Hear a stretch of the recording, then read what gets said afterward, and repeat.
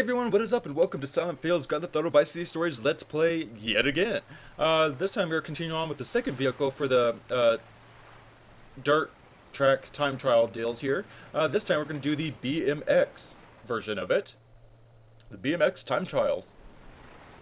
Okay, now with this, you must be, of course, once again, the time, and win 8 different courses. Last time with the quad bike it was only 4, but this time it's 8. And as once again, you will not be racing against anyone, of course, and each track, of course, is a different path. And the BMX can be easy to handle, but does require you to repeatedly tap X to cycle faster, just like sprinting. When you use your handbrake, though, the bike could come to a complete stop, so in some situations, just let go of X to coast and turn at the same time to keep the momentum going. So the first course, as you can see here, is 1 minute and 25 seconds. And as always, I think for each one it's always going to be 3 laps. And I think if you complete a certain side mission, you can have infinite sprint or infinite cycling. So you could go ahead and do that side mission first if you know what it is and if you want to. I mean, I'm going to be doing it pretty soon anyway, so it's really up to you if you want to hold out on this. And see, like I said, if you try to do different things with it, then you could come to a complete stop, or if you try to brake, I guess. I don't know, I know my explanations aren't that great, but I mean, at least there's visual explanations here to show you all what I really mean. And be careful for these bumps again, because if you remember in the quad bike areas, you had to go over the bumps sometimes, and there's those like steep walls on each side of the bump that if you ran into them, then you could crash, I guess, and fall off, which would of course waste valuable time. So try not to crash. And I mean, what I like to do is just kind of ramp over it with the first little bump you get to. So, all right, got it 1 minute 12 seconds. Instead of the 1 minute 25 seconds, or under the 1 minute 25 seconds. Course 2, you must beat in 1 minute and 30 seconds. And of course, once again in 3 laps. This one's actually probably a little easier than the first. Just remember that while in the air, to lean your bike forward or back to line up with the angle of the ground you're landing on, so as not to crash. Also remember to coast on wide turns and handbrake on sharp turns. So that's what we're going to try to do with this one. Hopefully make it pretty well. Now, I think with the BMX tracks, it isn't as or the paths aren't really as long as they are with the other 2 vehicles, just because you're on a BMX bike and they do go a tad bit slower. Like, is this one second? Yeah, see, I'm already on the second lap, but I think they, just to make it easier on us, they made these trials just a tad bit shorter. But I mean, it still does take a while to do, just because, you know, it's slower. So it kind of evens itself out, I guess you could say. Like, even though the tracks are shorter, the BMX is slower than the other vehicles, but it still all equals out time-wise. But it's still okay. So as you can see, I'm using the handbrake on sharp turns and tapping X to go up the hills and straightaways and stuff like that. And whenever you get to these big turns, and you just coast to the left and beat the course time, 1 minute and 17 seconds instead of the 1 minute and 30 seconds. So I still did pretty good in that one. Course 3, you must be 1 minute 20 seconds and 3 laps. Remember, you can cut across the grass straight to the next beam if possible, but be careful of the one right after the large hill, because if you go to it from the top of the hill, you could risk hitting a small grass wall where there is a dip in the path and fall off. It's that kind of sharp wall I was telling you about with those dips and ramps and bumps and stuff. Just be careful with that. Just wait until you're down the hill and then head for the beam. I'll show you what I mean whenever we go to it. Also watch your radar, because after you pass a certain beam, you'll have to keep heading right and into the next beam. And because you know, whenever I first played it, I didn't look at the radar and kept going forward because I didn't see the beam to the right.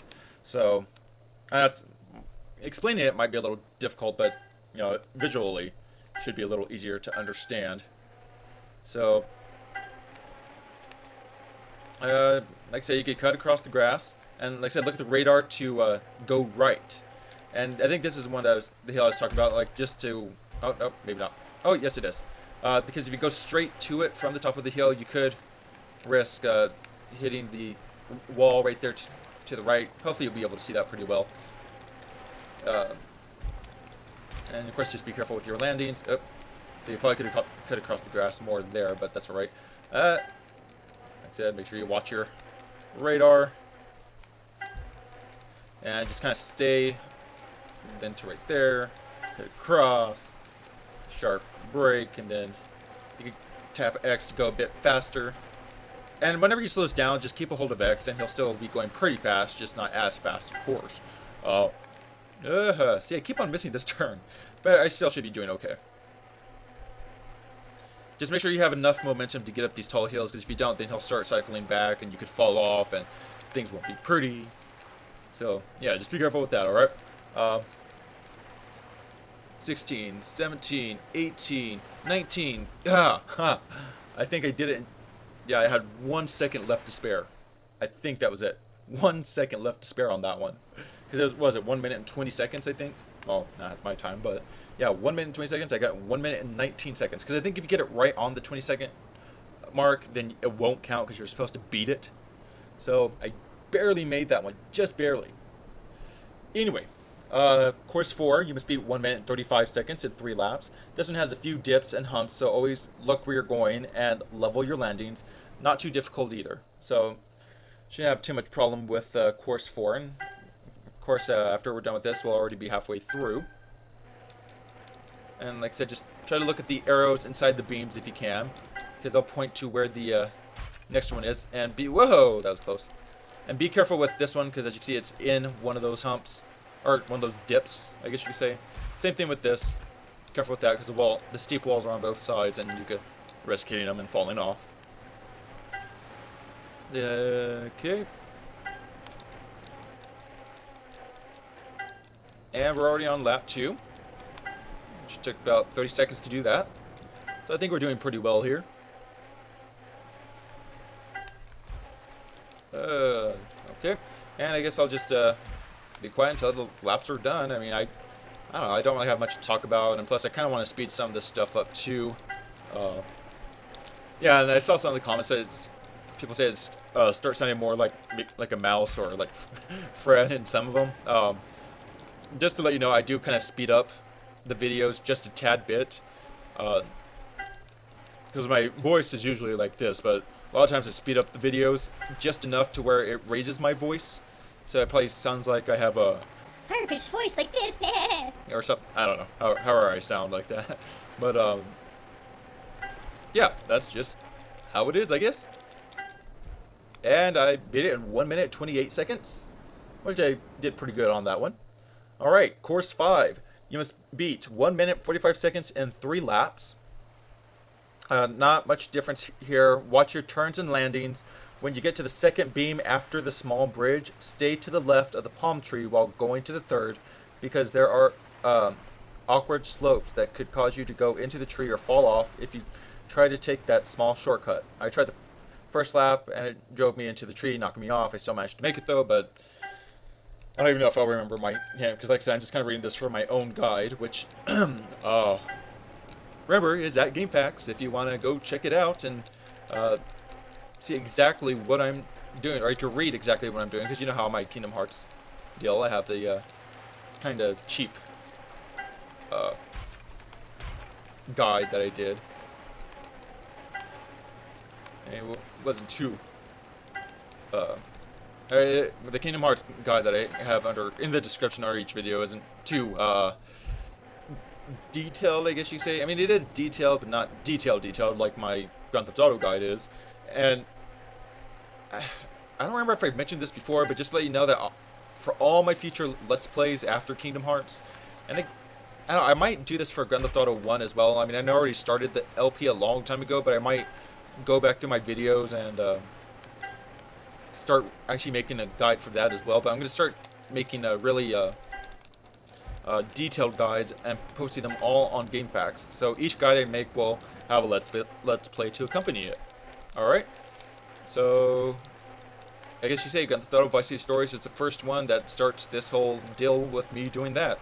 I actually really love writing guides. I didn't know how much I'd like it, but you know, I've already liked writing in the first place. Because actually, ever since 7th grade, I guess we're going to go to a little fill-up history here. Ever since 7th grade, I actually had gotten into the Harry Potter books. My counselor got me into reading those because I hated reading, hated writing, hated all that stuff. But an old counselor of mine got me into the Harry Potter books. So I started reading a lot.